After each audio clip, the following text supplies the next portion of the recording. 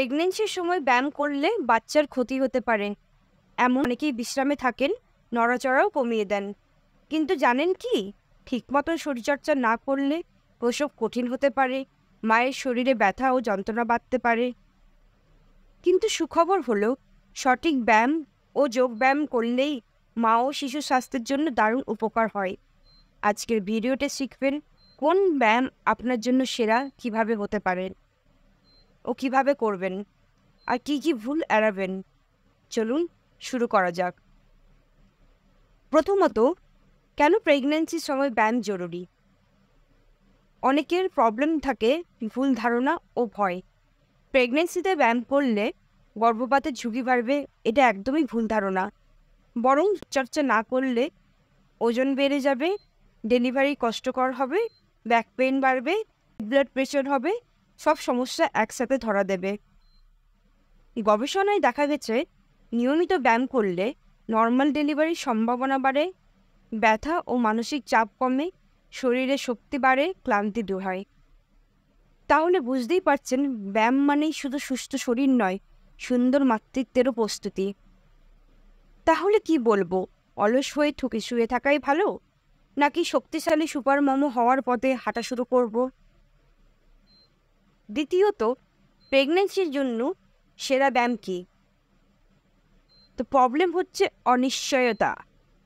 অনেকেই ভাবেন কোন ব্যায়াম করলে ক্ষতি হবে আর কোনটা নিরাময়। ভয় পাবেন না, সলিউশন এখানেই। সহজ কিন্তু কার্যকর ব্যায়াম। আপনার জন্য সবচেয়ে উপকারী কিছু ব্যায়াম হলো ওয়াকিং।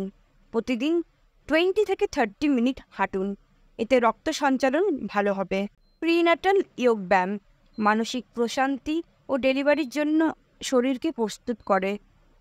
কেগেল এক্সারসাইজ প্রসবের সময় শক্তি বাড়ায়, প্রসব পরবর্তী সমস্যা কমায়। কিন্তু কিছু ব্যায়াম আছে যা আপনার জন্য বিপজ্জনক হতে পারে। পরের সেকশনে জানবেন কি কি ভুল করলে সমস্যা বাড়বে। তৃতীয়ত, কি কি ব্যায়াম এড়িয়ে চলা উচিত? তাহলে প্রবলেমটা কি হতে পারে? লুকোনো বিপদ। অনেকেই জিমে গিয়ে ভুলভাল ব্যায়াম করেন, তার ফলাফল শরীরে স্ট্রেস বাড়ে, এমনকি গর্ভের শিশুরও ক্ষতি হতে পারে। যেমন ধরে নিন ভারী ওজন তোলা, এতে পেটের পেশিতে অনেক চাপ পড়ে, যা ক্ষতিকর হতে পারে। ঝুঁকিপূর্ণ যোগাসন, উল্টো হয়ে ঝুলে থাকা, অতিরিক্ত স্ট্রেচিং ক্ষতিকর হতে পারে। দীর্ঘ সময় দাঁড়িয়ে থাকা ব্যায়াম, এতে ব্লাড প্রেশারের সমস্যা দেখা দিতে পারে। তাহলে সলিউশন কি? সঠিক ব্যায়ামের পরামর্শ। ব্যায়াম করবেন কিন্তু বুঝে শুনে। আপনার শরীরের কথা শুনুন, এক্সপার্টিস্টদের কথা শুনুন, তাদের পরামর্শ নিন। চতুর্থত, কখন ব্যায়াম বন্ধ করতে হবে? যখন হচ্ছে গিয়ে বিপদের লক্ষণ অজানা। যদি ব্যায়ামের সময় এই লক্ষণগুলো দেখা দেয়, যেমন মাথা ঘোরা, বুক ধড়ফড় করা, তলপেটে ব্যথা, তাহলে সঙ্গে সঙ্গে ব্যায়াম বন্ধ করুন এবং ডাক্তারের পরামর্শ নিন। আর কখন ব্যায়াম করবেন সেটা হলো সকালে কিংবা বিকেলে, খালি পেটে নয়, হালকা কিছু খাওয়ার খেয়ে, পর্যাপ্ত জল খেয়ে। স্মার্ট মম হতে চাইলে ব্যায়ামকে আপনার জীবনের অংশ বানান। আপনি কি ইতিমধ্যেই কোনো ব্যায়াম করছেন? কমেন্টে লিখুন। আপনার গল্প অন্যদের অনুপ্রাণিত করবে। আর যদি ভিডিওটি উপকারী মনে হয় তাহলে লাইক করুন, শেয়ার করুন, আর চ্যানেলটিকে সাবস্ক্রাইব করতে একদম ভুলবেন না।